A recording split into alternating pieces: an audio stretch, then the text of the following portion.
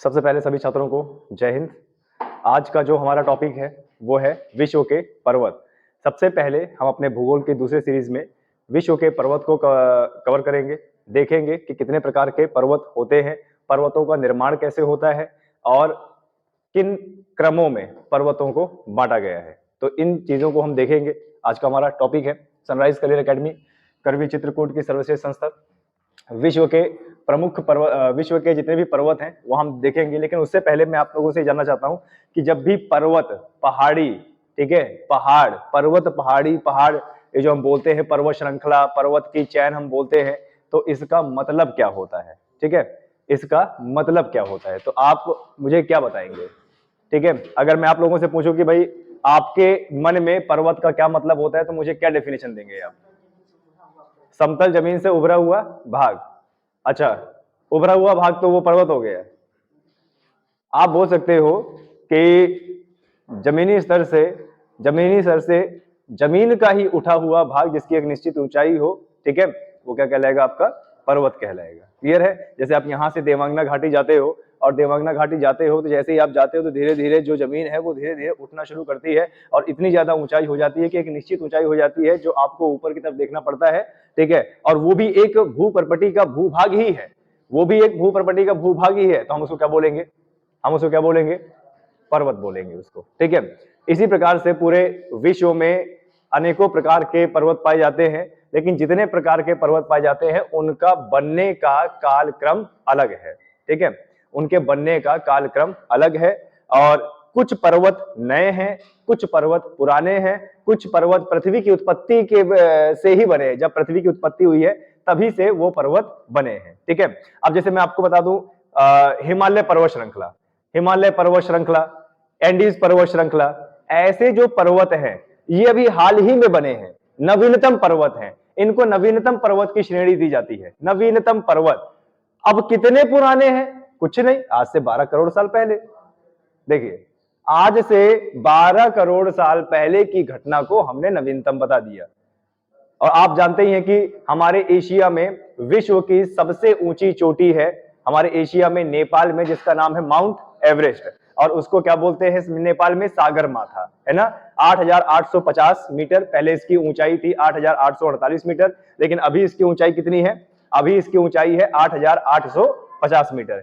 ऐसा क्यों कि पहले 48 थी, 8,848, और अब 8,850 हो गया है? ऐसा क्यों भाई? ऐसा इसलिए कि हमारे भारत की जो प्लेट है, भूविवर्तनिक जो प्लेट है, वो लगातार आगे की तरफ क्या कर रही है? खिसक रही है, लगातार आगे की तरफ खिसक रही है। और खिसकने की वजह से ऊपर की जो भूपर्पटी है उसमें मोड़ आ रहा है, और ऊपर की भूपर्पटी में मोड़ आ रहा है, नतीजा हमारे हिमालय पर्वत बढ़ते चले जा रहे हैं, ठीक है। और एक वीडियो के माध्यम से भी आपको दिखाने की कोशिश करेंगे कि आखिरकार जो पर्वत हैं उनका निर्माण कैसे होता है। अब आप लोगों ने जैसे पढ़ा होगा, मोड़दार पर्वत जो भूपर्पटी से मुड़े होने के कारण बने हैं, जैसे साउथ अमेरिका का एंडीज पर्वत श्रृंखला, अमेरिका का रॉकीज पर्वत श्रृंखला, आपका अफ्रीका का एटलस पर्वत श्रृंखला, एशिया का हिमालय पर्वत श्रृंखला, ऑस्ट्रेलिया का ग्रेट डिवाइडिंग रेंज, ठीक है। तो ये सब क्या है? मोड़दार पर्वत है। कैसे बने हैं? महाद्वीप विस्थापन के कारण, ठीक है। जब पूरा का पूरा महाद्वीप का विस्थापन हुआ है और जिस तरफ को विस्थापन हुआ है उसका अग्रभाग क्या है? झुका, और वह समुद्री मलबा इकट्ठा करता गया। या हो सकता है कि दो भूभाग आपस में टकराए और नतीजा क्या हुआ? ऊपर की परपटी उठ गई और पर्वतों का निर्माण हो गया। ये सब चीजें हम अपने इस लेक्चर में देखेंगे। तो मेरी आप लोगों से रिक्वेस्ट है, क्योंकि लिखाने का समय नहीं मिलेगा, तो आप लोग पढ़ते जाइए और साथ में जो भी ये पॉइंट्स अगर आपको समझ में आ रहे हैं तो लिखते भी जाइए। अगर आप नहीं लिख पा रहे हैं कोई दिक्कत की बात नहीं है, आपके व्हाट्सएप ग्रुप और आपके टेलीग्राम ग्रुप में इसको भेज दिया जाएगा, ठीक है। चलिए तो आगे बढ़ते हैं। देखिए, सबसे पहले हम पर्वतों का वर्गीकरण करेंगे, ठीक है। सबसे पहले हम पर्वतों का वर्गीकरण करेंगे, ठीक है। वर्गीकरण क्या? किस आधार पर? आयु के आधार पर, आयु के आधार पर उसका वर्गीकरण करेंगे। जैसे आप सभी लोग जानते हैं कि हमारे पूरे पृथ्वी में जो पर्वत हैं वो एक साथ नहीं बन गए हैं, है ना। ऐसा नहीं है कि पृथ्वी का जन्म हुआ, पृथ्वी के जन्म होने के बाद एक साथ पर्वत श्रृंखला बन गई, ऐसा नहीं है। कुछ पर्वत श्रृंखला बाद में बनी है, कुछ पर्वत श्रृंखला अभी हाल ही में बनी है, कुछ बहुत पुरानी है, कुछ पृथ्वी के जन्म के समय से ही है। ठीक है, तो ये चीज है। तो सबसे पहले हम आयु के आधार पर पर्वतों का वर्गीकरण करेंगे। तो आपको बता दें, आयु के आधार पर पर्वतों का वर्गीकरण 4 प्रकार से होता है। किन प्रकार से? 4 प्रकार से होता है, जिसमें सबसे पहला प्रकार है चर्नियन पर्वत। ठीक है, कौन सा है? चर्नियन पर्वत। चर्नियन पर्वत का मतलब होता है कि इन पर्वतों का निर्माण चर्नियन युग में हुआ है। कौन से युग में हुआ है? चर्नियन युग में हुआ है। चर्नियन युग का मतलब प्रारंभिक युग।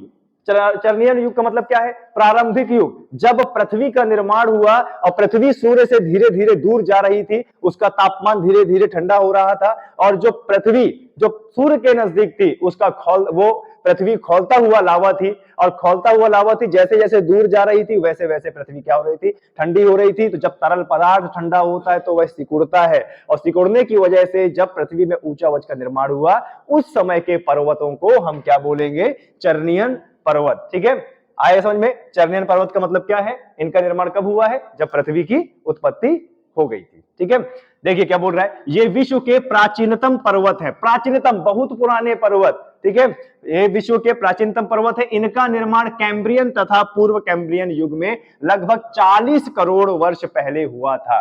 कितना वर्ष पहले? आज से लगभग 40 करोड़ वर्ष पहले। अब जरा अंदाजा लगाइए कि एक साल जब इतना बड़ा होता है तो ये तो 40 करोड़ साल की बात कर रहा है। इतने समय पहले इसका निर्माण हुआ है। ठीक है, भारत में कहां पाए जाते हैं ये? भारत के धारवाड़, छोटा नागपुर, अरावली तथा कुडप्पा के पर्वत इस श्रेणी में आते हैं। जब भी भारत में धारवाड़ बोलता है तो मतलब उड़ीसा आंध्र प्रदेश वाला इलाका, जब भी छोटा नागपुर बोलता है छत्तीसगढ़ मध्य प्रदेश झारखंड वाला इलाका, अरावली बोलता है तो गुजरात दिल्ली राजस्थान वाला इलाका, कुडप्पा बोलता है तो आंध्र प्रदेश वाला इलाका। यानी यहाँ पे जो पर्वत बने हैं वह किस युग के हैं? चर्नियन युग के, या फिर आप बोल सकते हो कैम्ब्रियन तथा पूर्व। अब ये प्रश्न भी आता है हमारे एग्जाम में कि भारत की प्राचीनतम पर्वत श्रृंखला कौन है? तो सबको पता है कि भारत की प्राचीनतम श्रृंखला कौन सी है? अरावली। भारत की प्राचीनतम श्रृंखला क्या है? अरावली, है ना। अरावली तो हमारे हिमालय से भी पुरानी है।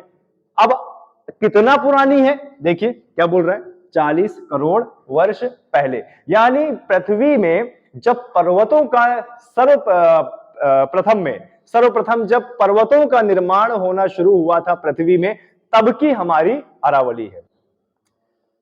मोड़दार पर्वत है, वलित पर्वत इसको बोलते हैं। और आपको बता दें, आज अगर आप अरावली को देखोगे तो अरावली आपको कटी फटी दिखेगी। ऐसा लग रहा है कि अब ये बूढ़ी हो चुकी है और इसका धीरे धीरे क्या हो रहा है? अपरदन हो रहा है। क्यों? क्योंकि मौसमिक क्रियाओं की वजह से, धूप की वजह से, टेम्परेचर की वजह से, हवा की वजह से, पानी की वजह से और बारिश की वजह से इस श्रृंखला का धीरे धीरे क्या हो गया है? कटाव हो गया है। कटाव मतलब अपरदन हो गया है। इस कारण अगर आप इस श्रृंखला को देखोगे तो कटी फटी मिलेगी। ये श्रृंखला, अरावली श्रृंखला, या फिर आप बोल सकते हैं चर्नियन युग की या कैम्ब्रियन युग की जितनी भी श्रृंखलाएं हैं, ये उस युग की बनी है जब पृथ्वी में कोई जीव था ही नहीं। यानी इन पर्वतों में कोई भी जीवाश्म नहीं पाया जाता। और इन्हीं पर्वत श्रृंखलाओं में विश्व की सबसे पुरानी चट्टानें पाई जाती हैं, जो आज के समय में इतनी मजबूत हो गई हैं कि आप उससे भवन निर्माण कर सकते हैं। फॉर एग्जाम्पल लाल किला, कुतुब मीनार और पुराना किला, आगरा का लाल किला, आगरा का जो ताजमहल का जो बलुआ पत्थर से बना हुआ है वो यही की श्रेणी का पत्थर निकाल के बनाया गया है। ठीक है, तो आयु के आधार पर पर्वतों का जो वर्गीकरण है, इसमें हमारा पहला जो चर्नियन पर्वत है, ठीक है, एक बार इसको फिर से पढ़ लेते हैं। ये विश्व के प्राचीनतम पर्वत हैं और इनका निर्माण कैम्ब्रियन तथा पूर्व कैम्ब्रियन युग में लगभग 40 करोड़ वर्ष पहले हुआ है। और भारत में कहां पाए जाते हैं? धारवाड़ क्रम, ठीक है, छोटा नागपुर का पठार, अरावली, कुडप्पा में पाया जाता है। ठीक है, ये चीज है। भारत के भूगोल में 2 तरीके से प्रश्न पूछता है कि भारत में प्राचीनतम श्रृंखला कौन सी है? तो उत्तर होगा अरावली। भारत में नवीनतम श्रृंखला कौन सी है? तो उत्तर होगा हिमालय। ठीक है, कई बार ध्यान दीजिएगा, कई बार ये पूछता। अब आप ये मत सोचिएगा कि हिमालय तो इतना विशाल है तो बहुत पुराना होगा, हाल ही का है, 12 करोड़ वर्ष पहले का है। ठीक है, ये ध्यान देना है आपको। नवीनतम पर्वत में आप हिमालय लगाओगे और प्राचीनतम पर्वत में अरावली लगाओगे। ठीक है, चलिए ये चीज हुआ। नेक्स्ट बढ़ते हैं। जरा देखिए क्या बोल रहा है। कैलिडोनियन पर्वत अब जो दूसरा युग आया, दूसरे युग में जो पर्वतों का निर्माण हुआ उसे बोला गया कैलिडोनियन पर्वत। कैलिडोनियन पर्वत का मतलब क्या होता है? इन पर्वतों का निर्माण डेवेनियन तथा सिल्यूरियन युग में लगभग 32 करोड़ वर्ष पहले हुआ था। और उत्तरी अमेरिका के अपलेशियन पर्वत, याद है ना, आता है ना एग्जाम में कि अपलेशियन पर्वत श्रृंखला कहां की है? अमेरिका की, ठीक है, उत्तरी अमेरिका की। उत्तरी अमेरिका के अपलेशियन पर्वत तथा यूरोप के स्कॉटलैंड के और स्कैंडिनेविया तथा उत्तरी आयरलैंड के पर्वत इस श्रेणी में शामिल हैं, ठीक है। 40 करोड़ वर्ष पहले हमारे टर्नियन युग के पर्वत थे, और उसके बाद जब और आगे समय बीता तो कोल्ड कैलिडोनियन पर्वत। यानी अब आपसे पूछा जा सकता है कि इनमें से, जैसे मान लीजिए आपको दे दिया चर्नियन पर्वत या कैलिडोनियन पर्वत, जो भी 4 ऑप्शन बताऊंगा, तो इसमें पूछ सकता है कि इनमें से सबसे प्राचीनतम पर्वत कौन से हैं। तो चर्नियन युग का या कैम्ब्रियन युग का पर्वत आप लोगों को याद रखना है, ठीक है। आज से लगभग कितने वर्ष पहले? 32 करोड़ वर्ष पहले बना है ये। कहां कहां पाए जाते हैं? उत्तरी अमेरिका के अपलेशियन पर्वत जैसे हैं, जैसे यूरोप में ये पर्वत पाए जाते हैं, जैसे स्कैंडिनेविया में पाया जाता है, उत्तरी आयरलैंड में ये पर्वत पाए जाते हैं, और कुछ इस प्रकार से दिखते हैं आज से 32 करोड़ साल पहले के हमारे ये पर्वत श्रृंखला इस प्रकार से दिखती है। ऊंचे ऊंचे पर्वत होते हैं, कहीं कहीं पर तो इनकी ऊंचाई इतनी ज्यादा हो गई है कि ऊंचाई के कारण तापमान में कमी हुई, और तापमान में कमी होने के कारण इन्हीं पर्वतों में अच्छा खासा हिमाच्छादन हो गया, और हिमाच्छादन की वजह से इन्हीं पर्वतों में से बारहमासी नदियां निकल गई। अब बारहमासी नदियां कैसे निकलेगी भाई? क्या होगा? बारहमासी नदियां कैसे निकलेगी? ग्लेशियर पिघलेगा तो नदी बनेगी, है ना। हमारे उत्तराखंड में और जम्मू कश्मीर लद्दाख क्षेत्र में और तिब्बत क्षेत्र में यही तो होता है। बारहमासी नदियां कैसे बहती हैं भाई? रातों रात उनके ग्लेशियर जम जाते हैं, दोपहर में फिर पिघल जाते हैं, रातों रात फिर जम जाते हैं, दोपहर में फिर पिघल जाते हैं। ये चक्र चलता रहता है, नतीजा हमें बारहमासी नदियां देखने को मिलता है। चलिए आगे बढ़ते हैं, आगे बढ़ते हैं। तीसरा देखिए, तीसरा हर्सिनियन पर्वत। तीसरा क्या है हमारा? हर्सिनियन पर्वत, ठीक है। अब और आगे थोड़ा सा युग बढ़ा, युग थोड़ा सा और आगे बीता, हर्सिनियन पर्वत की श्रेणी आई। इन पर्वतों का निर्माण आज से लगभग 22 करोड़ वर्ष पूर्व कार्बन और पर्मियन कल्प के बीच हुआ था, ठीक है। कार्बन, अब ये कार्बन क्यों बोल रहा है? क्योंकि इसमें कार्बनिक क्रियाएं, इस युग में कार्बनिक क्रियाएं ज्यादा हो गई थी। और कार्बनिक क्रियाओं का मतलब है जैसे आप लोग और जैसे हम लोग, जैसे पौधे, जीव जंतु, हम लोग सांस लेते हैं, ऑक्सीजन लेते हैं, और जब वापस गैस निकालते हैं तो वो क्या बनी होती है? Carbon dioxide. पौधे भी क्या करते हैं? प्रकाश संश्लेषण की क्रिया, ऑक्सीजन लेते, कार्बन डाइऑक्साइड सोखते हैं और ऑक्सीजन को रिलीज करते हैं। यानी आप बोल सकते हो कि जिस युग में कार्बन की प्रतिक्रिया ज्यादा हो गई उसको कार्बनिक युग बोला जाता है, ठीक है। तो हर्सिनियन पर्वत किसको बोला जाएगा? जो आज से लगभग 22 करोड़ वर्ष पहले बने हैं, ठीक है। कौन से युग में? पूर्व कार्बन और पर्मियन कल्पों के बीच में। एशिया के तियान शान पर्वत, याद है ना? पामीर का पठार याद है? पामीर का पठार से जो उत्तर की ओर पर्वत श्रृंखला चली गई है चाइना में, उस श्रृंखला को क्या बोलते हैं? तियान शान पर्वत श्रृंखला, ठीक है। चाइना का तियान शान पर्वत श्रृंखला, नामशान, अल्ताई पर्वत, जुगेरिया पर्वत, ऑस्ट्रेलिया का पूर्वी कार्डिलेरा, यूरोप का पेनाइन और हार्ज वासेस ब्लैक फॉरेस्ट पर्वत, ठीक है, इस श्रेणी में आते हैं, ठीक है। तो आपके एग्जाम में ये पूछ सकता है कि इनमें से कौन से पर्वत हर्सिनियन युग के हैं। तो ये जो लिखा है इससे ज्यादा कुछ नहीं पूछा जा सकता। और सबसे ज्यादा पूछा जाने वाला कौन सा है? Tian Shan. ये पूछा भी गया है कि तियान शान कहाँ की पर्वत श्रृंखला है, ठीक है। तो इसमें बेसिकली एक ही नाम आता है, कौन सा? चाइना। कहां से निकला है? तो बता सकते हो पामीर के पठार से। अब जब पामीर का नाम आता है तो आपको याद रखना है कि विश्व की छत कहा जाने वाला क्या है? पामीर का पठार, क्योंकि ऊंचाई में है, ऊंचाई में है, और ऊंचाई में हो जाने के बाद ऊपर से क्या है? फ्लैट है, टेबल टॉप है ना। इसीलिए उसको क्या बोलते हैं? विश्व की छत बोलते हैं, ठीक है। चलिए आगे बढ़ते हैं। अल्पाइन पर्वत, ठीक है।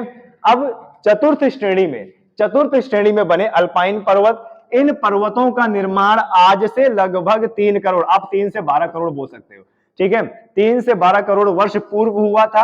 और इस श्रेणी में अधिकांश नवीन वलित पर्वत, ये देखिए क्या बोल रहा है, नवीन वलित पर्वत, नए वलित पर्वत। नए वलित पर्वत का मतलब होता है नए मोड़दार पर्वत। देखिए जहां पर भी वलित शब्द आएगा ध्यान दीजिएगा, वहां पे शब्द क्या होगा, मोड़दार। ठीक है, यानी भू परपटी मुड़ गई, मुड़ने के बाद उठ गई, उठने के बाद पर्वतों का निर्माण हो गया। ठीक है, इन पर्वतों का निर्माण आज से लगभग 3 करोड़ वर्ष पूर्व हुआ था। इस श्रेणी में अधिकांश नवीन वलित पर्वत आते हैं, जिनमें अब नवीन पर्वत में कौन कौन सी पर्वत श्रृंखला आएगी। देखिए हिमालय पर्वत श्रृंखला, कहां की पर्वत श्रृंखला, एशिया की, भारत में भी आती है। आल्पस पर्वत श्रृंखला, ये कहां पे है, दक्षिणी आल्पस न्यूजीलैंड में है। और आल्पस कहां पे है जरा बताइए, उत्तरी अमेरिका। रॉकीज पर्वत उत्तरी अमेरिका, एंडीज दक्षिणी अमेरिका, और पेरिनीज प्रमुख, ये सब पर्वत इसमें आते हैं। ठीक है, ध्यान दीजिएगा, इतने सब पर्वत आज के नए पर्वत हैं और आपके एग्जाम में इसी जितने 4-5 यहां पे लिखे इसी में से आएगा कि इनमें से कौन से नवीनतम पर्वत है। जिस समय ध्यान दीजिएगा, जिस समय भारत के हिमालय पर्वत श्रृंखला का निर्माण हो रहा था, उसी समय दक्षिण अफ्रीका के एंडीज पर्वत श्रृंखला का निर्माण हो रहा था, उसी समय रॉकीज पर्वत श्रृंखला, उसी समय एटलस पर्वत श्रृंखला, उसी समय ग्रेट डिवाइडिंग रेंज, कहां की, ऑस्ट्रेलिया की। ठीक है, आए समझ में। अब ये कैसे पर्वत श्रृंखला है, नए तो हैं लेकिन क्या है, वलित। वलित का मतलब क्या होता है, मोड़दार। ठीक है, यानी ऊपर की परत में क्या पड़ गया, मोड़दार पड़ गया। अब देखो ऐसी श्रृंखलाओं में कुछ श्रृंखला छोटी हुई, कुछ श्रृंखला बड़ी हुई, तो एग्जाम में आता है कि विश्व की सबसे लंबी मोड़दार पर्वत श्रृंखला का नाम क्या है, तो उसका नाम है क्या, एंडीज पर्वत श्रृंखला। विश्व की सबसे लंबी, लगभग 6 से 7 हजार किलोमीटर, विश्व की सबसे लंबी और हाँ ठीक है, लंबी बोल सकते हो, कैसी, मोड़दार पर्वत श्रृंखला, क्या नाम है उसका, एंडीज पर्वत श्रृंखला। और कहां पे है वो, दक्षिण अमेरिका में। तो ये 2 चीजें आपको याद रखनी है। ठीक है, तो ये हमारे 4 प्रकार के पर्वत हुए। हमारे पृथ्वी में ये 4 श्रेणियों के पर्वत अभी विराजमान है। जैसे देखिए पहला क्या था हमारा चर्नियन पर्वत, जो सबसे प्रारंभिक में बने थे। इस श्रेणी में हमारे भारत का कौन सा आएगा, अरावली। इसके बाद आता है कैलिडोनियन पर्वत। ठीक है, और इसका लगभग आज से 32 करोड़ वर्ष पहले इसका निर्माण हुआ है। जैसे अपलेशियन पर्वत, उत्तरी अमेरिका का अपलेशियन पर्वत। आगे बढ़ते हैं, इसके बाद 22 करोड़ वर्ष पहले आज से क्या आया, हर्सिनियन पर्वत। ठीक है, और आज से लगभग 12 करोड़ वर्ष पहले क्या आया, अल्पाइन पर्वत। ठीक है, तो इतना याद रखना है। अब आपके एग्जाम में पता कैसे कर सकते हैं, 4 ऑप्शन दे देगा, उसके नीचे 4 ऑप्शन और देगा कि इनमें से कौन सा क्रम सही है, या फिर इनमें से पहले चरण में कौन सा पर्वत बने या अंतिम चरण में कौन सा पर्वत बने। तो ये हेडिंग और प्लस आप ये पर्वतों के नाम, ये आपको पता होने चाहिए। ठीक है, यहां तक किसी भी छात्र को अगर कोई डाउट हो तो बता सकता है। किसी को कोई डाउट नहीं है, आगे बढ़े। चलिए अब आते हैं, उत्पत्ति के आधार पर पर्वतों को 4 भागों में विभाजित किया है। अब उत्पत्ति के आधार पर किस प्रकार से पर्वतों का जन्म हो रहा है, इस पर भी पर्वतों को 4 भागों में बांटा गया है। ठीक है, तो देखिए क्या बोल रहा है, उत्पत्ति के आधार पर पर्वतों को 4 भाग में विभाजित किया गया है। सबसे पहले क्या आते हैं हमारे, वलित पर्वत। वलित पर्वत को क्या बोला जाता है, फोल्ड माउंटेन। वलित पर्वत को क्या बोला जा रहा है, फोल्ड माउंटेन बोला जा रहा है। अब जरा ध्यान से देखिए, वलित पर्वत फोल्ड माउंटेन बोला जा रहा है। फोल्ड माउंटेन मतलब मोड़दार पर्वत। जरा आप अगर इस डायग्राम को अगर आप अच्छे से देखेंगे, देखिए ये डायग्राम को अगर आप अच्छे से देखेंगे तो इन पर्वत में क्या आपको परत नहीं दिख रही है, दूर से आपको दिख रहा है। देखिए कुछ इस प्रकार से परत दिख रही है, ये देखिए इस पर्वत में कुछ इस प्रकार से परत है। अब ये परत क्या है, ये दिखा रहा है कि ये भूपर्पटी थी और कभी इसमें भूविवर्तनिक प्लेटों का दबाव पड़ा और दबाव की वजह से जो ऊपर की भूपर्पटी थी वो क्या हो गई, मुड़ गई। तो जो मुड़ गई, तो जो पृथ्वी की परत थी उसी प्रकार से मुड़ गई जैसे ऊपर की धरती मुड़ी। अब देखिए हो सकता है यहां से दबाव आया हो सकता है यहां से दबाव आया हो, और दबाव की वजह से ऊपर की भूपर्पटी है वह क्या हो गई, उठ गई। और उठ गई तो क्या बन गई, पर्वत बन गई। और जो जमीन थी, जमीन की परतें भी मुड़ती चली गई, दबती चली गई। तो देखिए किस तरीके से ये परतें बनी है। यह परतें ही दर्शाती हैं कि ये जो भूमि है ये पहले कभी समतल रही होगी, समतल रही होगी, और आज यह उठ गई, मतलब कहीं ना कहीं पृथ्वी की भूपर्पटी में दबाव आया होगा। ठीक है, और अब क्या कहला रहा, क्या कहला रहा है, ये पर्वत कहला रहा है। ठीक है, देखिए इस डायग्राम में भी अगर आप देखेंगे तो आपको परत दिख रही है। इस डायग्राम में भी अगर आप देखेंगे तो इसमें परत दिख रही है ना, ये देखिए ये कुछ इस प्रकार की परत दिख रही है ना। तो ये जो परत दिख रहा है इसका मतलब ही है कि ये कभी समतल रहा होगा, और इसमें प्रेशर की वजह से, धरती के भूविवर्तनिक खिसकाव की वजह से ये ऊपर की परपटी मुड़ी, और मुड़ने के बाद अंदर का जो मटेरियल था वो भी मुड़ा, है ना, और वो भी मुड़ने के बाद क्या हो गया, फोल्ड हो गया, परत पड़ गई। इस प्रकार की जो चट्टानें होती हैं वो बहुत ज्यादा मजबूत होती हैं, क्योंकि उसने एक लंबे समय तक प्रेशर झेला होता है। ठीक है, चलिए इसका वीडियो भी दिखाएंगे आपको। यहां पे देख लेते हैं उत्पत्ति के आधार पर। उत्पत्ति के आधार पर पर्वतों को कितने भाग में बांटा गया, 4 भाग में। पहला हमारा क्या है, वलित पर्वत, जिसको फोल्ड माउंटेन बोलते हैं। ठीक है, और देखिए क्या बोल रहा है, वलित पर्वतों का निर्माण तलछटी चट्टानों में मोड़ पड़ने के कारण हुआ है। क्या पड़ने के कारण, मोड़ पड़ने के कारण हुआ है। विद्वानों के अनुसार अब से 3 करोड़ वर्ष पहले पृथ्वी के विस्तृत निचले भाग में तलछटी चट्टानों का जमाव हो गया था, जिन्हें भू अभिनीति कहते हैं, और समय के साथ पृथ्वी की अंतर्जात शक्तियों के कारण इन चट्टानों पर पार्श्विक संपीड़न होने लगा, और जिसके कारण इन चट्टानों के कुछ भाग नीचे धंस गए और कुछ ऊपर की ओर उठे, और नीचे धंसे हुए भाग को अभिनति यानी सिंक्लाइन तथा ऊपर उठे हुए भाग को अपनति यानी एंटीक्लाइन कहते हैं, और अपनति के रूप में ऊपर उठे हुए भाग को ही वलित पर्वत कहते हैं। ये बताने की कोशिश कर रहा है कि जब 2 भूभाग थे या एक ही भूभाग हो, तो भू विवर्तनिक प्लेटों में जब आंतरिक बल लगा, तो आंतरिक बल के लगने की वजह से वो भूभाग एक दूसरे के ऊपर खिंचने लगे, और जब एक दूसरे के ऊपर खिंचने लगे तो खिंचने की वजह से जो ऊपर का भाग है वह उठा। जैसे मैं भी आपको प्रैक्टिकल करके दिखाता हूं। 2 किताब मुझे दीजिए, 2 किताब मुझे दीजिए। इसमें कितना समय हो गया, देखो समय कितना हो गया, कितने मिनट की रिकॉर्डिंग हो गई, 21।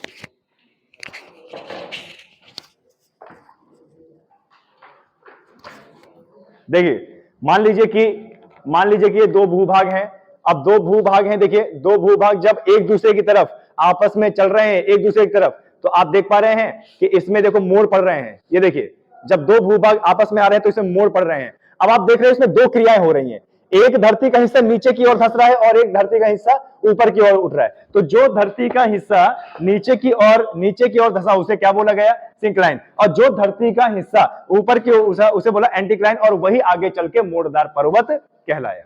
वही आगे चल के क्या कहलाया, मोड़दार पर्वत कहलाया। ठीक है, आगे देखो क्या बोल रहा है, वर्तमान युग में सभी बड़े पर्वत जिनकी हाइट बहुत ऊंची है, ठीक है, सभी बड़े पर्वत वलित पर्वत हैं। जैसे एशिया में हिमालय, यूरोप में आल्पस, अच्छा आल्पस यूरोप में है, उत्तरी अमेरिका में रॉकी तथा दक्षिणी अमेरिका में एंडीज, और सभी वलित पर्वत के उदाहरण है। ठीक है, अभी इससे पहले थोड़ी सी गलती हो गई थी, जो आल्पस पर्वत है, आल्पस पर्वत को मैंने उत्तरी अमेरिका में बता दिया था, थोड़ी सी गलती हो गई यहाँ पे। आल्पस पर्वत कहाँ पे है, यूरोप में। ठीक है, तो और जैसे एंडीज पर्वत श्रृंखला, ग्रेट डिवाइडिंग रेंज, एटलस पर्वत श्रृंखला, ये सब किसके उदाहरण है, वलित पर्वत के उदाहरण है।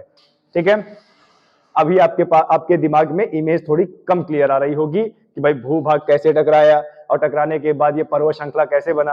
तो अभी अगर आप इसका एक वीडियो देखेंगे तो वीडियो के माध्यम से आप समझ सकते हैं कि आखिरकार इनका निर्माण कैसे हुआ। ठीक है, तो जरा देखिए, इस वीडियो के माध्यम से मैं आप लोगों को दिखाने की कोशिश करूंगा कि किस प्रकार से, देखिए जब दो भूभाग एक दूसरे की तरफ आ रहे थे, क्यों आ रहे थे एक दूसरे की तरफ, क्योंकि अंदर से लगातार एक बल इन दोनों को ला रहा था। ठीक है, संवहनीय तरंगों के कारण जो नीचे एक ज्वालामुखी लावा का जो एक बल काम कर रहा था, वो इन दोनों भूभाग को पास में ला रहा था। नतीजा बीच में जो समुद्र था उसकी समाप्ति हुई, और जब 2 भूभाग आपस में टकराए तो ऊपर की जो परपटी है उसमें मोड़ आया, और मोड़ आने के बाद वह ऊपर की ओर उठती गई, जिसको एंटीक्लाइन बोला गया। क्या बोला गया, एंटीक्लाइन। और नतीजा क्या हुआ, बड़े बड़े बड़े बड़े पर्वतों का निर्माण हुआ। आपको बता दें, आज विश्व में जो भी बड़े पर्वत है, ऊंचे पर्वत हैं, वह वलित और मोड़दार पर्वत ही हैं। कहीं ना कहीं महाद्वीपीय विस्थापन या दो भूभाग के टकराने से ही उनका उत्थान हुआ है। जब दो भूभाग आपस में टकरा गए तो टकराने के बाद ऊपर की परपटी उठने लगी और वही ऊपर की परपटी आगे चल के क्या कहलाई? मोड़दार पर्वत कहलाई। ये जो भूप्रपटी है ये कभी समतल हुआ करती थी और भूभाग का जब समिटना हुआ, वो एक दूसरे से टकराए तो वही ऊपर की परपटी उठती चली गई। ठीक है, और बड़े बड़े पर्वत श्रृंखला का निर्माण हुआ और कुछ पर्वतों की ऊंचाई तो इतनी ज्यादा हो गई कि ऊंचाई के साथ साथ तापमान में गिरावट आया और तापमान में गिरावट आने के कारण ऊपर इतना ज्यादा तापमान कम हो गया कि ऊपर बादलों से बारिश होने जो होती थी वो बूंदे सीधे बर्फ बन गई। नतीजा बारिश ना होकर बर्फबारी हुई, पानी की बारिश ना होकर बर्फबारी हुई और बर्फबारी के कारण उन्हीं से नदियों का निर्माण हुआ।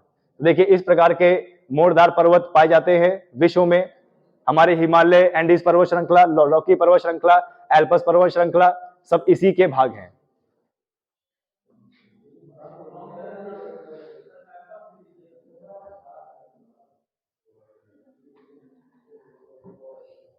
अब थोड़ा सा मैं आपको यहाँ पे ये भी दिखाना चाहता हूं कि जैसे मैं बार बार बोलता हूं कि जो हमारे हिमालय पर्वत श्रृंखला है वो दो भूभाग के टकराने से बना था। जो हमारा हिमालय पर्वत श्रृंखला है, जहां पर विश्व की सबसे बड़ी चोटी है माउंट एवरेस्ट, जिसकी ऊंचाई है 8,850 मीटर, वो दो भूभाग के टकराने से बना था। और आपको यह भी पता होना चाहिए कि जब हमारा भारत, गोंडवाना धरती का भारत, आगे लॉरेशिया धरती से टकराया तो टकराने से पहले बीच में था टीथिस सागर। तो जब टकराया तो टीथिस सागर की समाप्ति हुई और एक नए भूभाग की उत्पत्ति हुई। तो उसको भी मैं आपको इस वीडियो के माध्यम से दिखाना चाहूंगा कि हमारे हिमालय की कैसे उत्पत्ति हुई है, किस प्रकार से। देखिए, पहले पूरा भूभाग एक ही था और सभी भूभाग धीरे धीरे टूटे। ये देखिए, ये हमारा भारत है, अफ्रीका में जुड़ा हुआ था, गोंडवाना धरती से जुड़ा हुआ था। आगे चल के लॉरेशिया, अंगारालैंड इसका इंतजार कर रहा था और ये टीथिस सागर की समाप्ति हुई। और टीथिस सागर की समाप्ति होने के बाद जब ये धीरे धीरे टकराया तो भूप्रपटी उठी और नतीजा मोड़दार पर्वतों की उत्पत्ति हुई। और वो मोड़दार पर्वत आज कुछ इस प्रकार से दिखते हैं। वो मोड़दार पर्वत आज कुछ इस प्रकार से दिखते हैं। यही है हमारा हिमालय पर्वत श्रृंखला, यही है हमारे सियाचिन ग्लेशियर, यही है तिब्बत का पठार। ये जो आप व्हाइटिश देख रहे हैं, ये क्या है? ये बर्फबारी है। क्या है ये? बर्फबारी। ग्लेशियर्स बन गए हैं, इनका हिमाच्छादित हो गए हैं। जब सूर्य की किरणें पड़ती हैं तो कुछ इस प्रकार से हमारे पर्वत दिखते हैं। ये पूरी की पूरी हिमालय पर्वत श्रृंखला है जो आज कुछ इस प्रकार से दिखती है। ये बादल है और इसी से 12 नदियां बनती हैं। ठीक है, ये ध्यान देना है। आज उत्तर की तरफ जाओगे, जब सेना में भर्ती होगे तो इस प्रकार से आपको ड्यूटी करने का मौका मिलेगा। ठीक है, चलिए, तो उत्पत्ति के आधार में हमने वलित पर्वत देख लिया, आपने इसका वीडियो भी देख लिया कि किस प्रकार से ये बने हैं।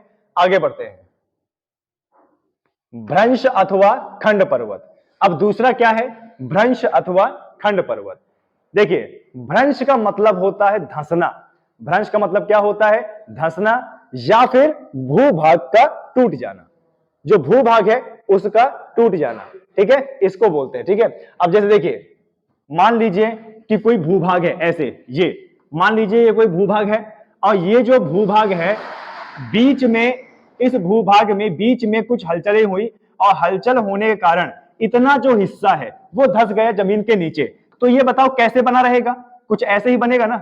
ये देखिए, मान लीजिए पहले समतल भूभाग था और भू विवर्तन की हलचलों के कारण ये जो हिस्सा है वह नीचे क्या हो गया? धंस गया। और नीचे धंसने की वजह से जो अगल बगल के खंड थे वो ऊपर उठ गए। अब बताइए, अगर कोई व्यक्ति यहां पे रहेगा तो उसके लिए ये चीज तो पहाड़ी रहेगी ना।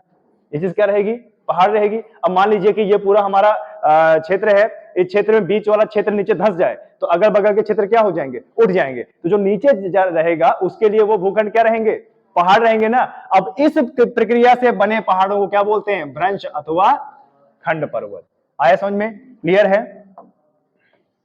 चलिए आगे बढ़ते हैं। देखिए क्या क्या लिखा हुआ है, पृथ्वी की आंतरिक शक्तियों के कारण, आंतरिक शक्ति, पृथ्वी की आंतरिक शक्ति, बाह्य शक्ति नहीं, आंतरिक शक्ति। आंतरिक शक्ति का मतलब होता है ये भूपर्पटी, भूपर्पटी के नीचे 2500 किलोमीटर जाओगे तो आपको खौलता हुआ मैग्मा, खौलता हुआ तरल पदार्थ दिखेगा, और वो खौलता हुआ तरल पदार्थ रेडियो एक्टिव क्रियाओं के कारण है। यानी आज हम अगर यहां पर बैठे हैं तो जो ये हम बैठे हैं अपना जीवन यापन कर रहे हैं, इतने बड़े बड़े भवन बने हैं, ये कहीं ना कहीं तरल पदार्थ में क्या कर रहे हैं, तैर रहे हैं। और उस तरल पदार्थ में जहां पर डिस्टर्बेंस नीचे आता है वहीं पर भी भूकंप आ जाता है ना। भूकंप का मतलब क्या, पृथ्वी का डोलना, है ना।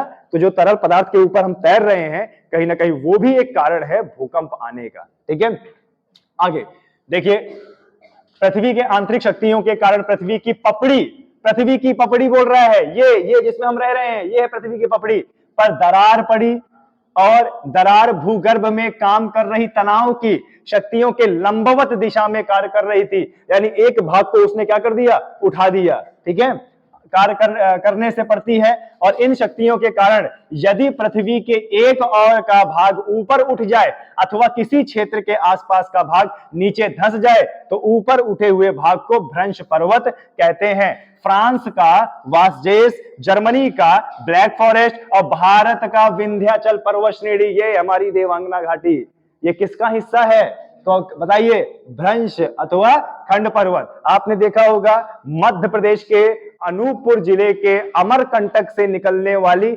नर्मदा नदी को कहा जाता है कि वह भ्रंश घाटियों से बहती है। तो वो भ्रंश कैसे पड़ा है, वो भ्रंश कैसे पड़ा है, ये ऊंचावच से पड़ा है। ठीक है, आगे देखिए, एवं सतपुड़ा तथा पाकिस्तान का सॉल्ट रेंज भ्रंश पर्वत के उदाहरण है। तो आपके एग्जाम में अगर आ जाए कि विंध्याचल पर्वत श्रृंखला किस टाइप के पर्वत के उदाहरण है तो आप बता दीजिएगा, भ्रंश अथवा खंड पर्वत। ठीक है, यहां तक कोई दिक्कत, यहां तक आपको समझ में आया? टाइम बताएं मुझे क्या हुआ है अभी? हाँ 10:43। ओके, बहुत अच्छे। ठीक है, फिर से देखिए एक बार इसको पढ़िए, फिर से एक बार पढ़िए, आपके लिए बहुत इंपॉर्टेंट डेटा है। ठीक है, नोट्स बहुत अच्छे से बनाएंगे आप लोग, आपके लिए बहुत इंपॉर्टेंट डेटा। देखिए क्या बोल रहा है, पृथ्वी की आंतरिक शक्तियों के कारण पृथ्वी की पपड़ी पर दरारें पड़ जाती हैं। ठीक है, जब जमीन के भूगर्भ में हलचलें होती हैं तो ऊपर वाले भूभाग में क्या है, दरारें पड़ जाती हैं। दरार पड़ने का मतलब हो सकता है दो भूभाग आपस में अलग हो जाए और बीच में एक खाई बन जाए, है ना, उसी को बोलते हैं भ्रंश। दरार भूगर्भ में काम कर रही तनाव की शक्तियां के लंबवत दिशा में कार्य करने से पड़ती है, और इन शक्तियों के कारण यदि पृथ्वी के एक और का भाग ऊपर उठ जाए अथवा किसी क्षेत्र के आसपास का भाग नीचे धंस जाए तो ऊपर उठे हुए भाग को भ्रंश पर्वत कहते हैं। अब इसके उदाहरण जैसे फ्रांस का वासजेस और जर्मनी का ब्लैक फॉरेस्ट, भारत का विंध्याचल और सतपुड़ा पाकिस्तान का सॉल्ट रेंज। अच्छा, पाकिस्तान का एक और पर्वत है ना, पर्वत श्रृंखला, क्या नाम है, सुलेमान पर्वत श्रृंखला। पाकिस्तान की एक और पर्वत श्रृंखला है सुलेमान पर्वत श्रृंखला, वो हिमालय पर्वत श्रेणी का हिस्सा है। ठीक है, ध्यान दीजिएगा, वो किसका हिस्सा है, हिमालय पर्वत श्रेणी का हिस्सा है, वह इसका हिस्सा नहीं है। ठीक है, भ्रंश पर्वत के उदाहरण है। ठीक है, जैसे आप इसमें डायग्राम में देख सकते हो कि ये जो हिस्सा है वो उठा हुआ है और ये जो हिस्सा है वो धंसा हुआ है, फिर ये हिस्सा यहाँ पे उठा हुआ है, तो कहीं ना कहीं भूगर्भ क्रियाओं के कारण ये हिस्सा नीचे धंस गया होगा। ठीक है, आया समझ में? आगे बढ़ते हैं, आगे बढ़ते हैं। तीसरा क्या है, ज्वालामुखी पर्वत। तीसरा क्या है, ज्वालामुखी पर्वत। आपको बता दें ज्वालामुखी पर्वत का मतलब होता है, हो सकता है कि जमीन के नीचे से भौगर्भिक क्रियाओं की वजह से ज्वालामुखी फटा, और ज्वालामुखी फटने से क्या होता है, अंदर का तरल पदार्थ बाहर आता है ना, तो अंदर का तरल पदार्थ बाहर आके अच्छा खासा जमावड़ा हो गया, और जमावड़ा होने की वजह से ऊंचावच का निर्माण हुआ, ज्वालामुखी पर्वत का निर्माण हुआ। ठीक है, चलिए एक बार पढ़ लेते हैं कि कैसे इसको देखेंगे। जब ज्वालामुखी से निकलने वाला, इसमें मैग्मा बोल सकते हो, गाढ़ा मैग्मा बोल सकते हो, ठीक है, मैग्मा बोल सकते हो, तो वह अधिक दूर तक नहीं फैल पाता है। ठीक है, मान लीजिए कि अगर ज्वालामुखी से कोई लावा निकल रहा है, मैग्मा निकल रहा है, और वो लावा बहुत ज्यादा गाढ़ा है, तो वो अपने गाढ़ेपन की वजह से ज्यादा दूर तक नहीं जा पाएगा, यानी एक के ऊपर एक के ऊपर एक के ऊपर जमता चला जाएगा। तो जब एक के ऊपर जमता चला जाएगा तो क्या होगा, परत बनेगी और वो परत धीरे धीरे ऊंची होती जाएगी, नतीजा ज्वालामुखी पर्वत का निर्माण होगा। ठीक है, और ज्वालामुखी के मुख के पास ही जमकर एक पर्वत का निर्माण करेगा। ठीक है, ज्वालामुखी के मुख के पास, यानी आप बोल सकते हैं कि जो उसका लावा निकलेगा वो नीचे ना आके यहीं पे जम जाएगा, और जब यहीं पे जम जाएगा तो ऊंचाई और बढ़ा देगा, और जब ऊंचाई और बढ़ा देगा तो ज्वालामुखी पर्वत कहलाएगा। जिसे ज्वालामुखी पर्वत कहते हैं, जैसे जापान का फ्यूजियामा, बहुत ज्यादा इंपॉर्टेंट, दो तरीके से प्रश्न पूछता है कि फ्यूजियामा पर्वत किस प्रकार का पर्वत है, तो ज्वालामुखी पर्वत है। फ्यूजियामा पर्वत कहां पे है, जापान में है। ठीक है, तो दो तरीके से प्रश्न पूछेगा, जापान का फ्यूजियामा तथा म्यांमार का पोपा अम्लीय लावा से बना ज्वालामुखी पर्वत है, जबकि हवाई द्वीप समूह का मोनोलोवा पर्वत क्षारीय लावा से बना ज्वालामुखी पर्वत है। तो आपको ये भी पता चल गया कि भैया लावा दो प्रकार के होते हैं, एक कौन सा, अम्लीय और दूसरा क्षारीय। ठीक है, आया समझ में, कोई दिक्कत यहाँ पे? देखिए जब ज्वालामुखी फटता है तो कुछ इस तरीके से दृश्य होता है, इस तरीके से खौलता हुआ लावा बाहर निकलता है और कई महीनों तक आग लगी रहती है, फिर धीरे धीरे वो लावा सूखता है और सूखने के बाद वही लावा एक चट्टान का रूप ले लेता है। ठीक है, चलिए चौथा प्रकार पढ़ते हैं।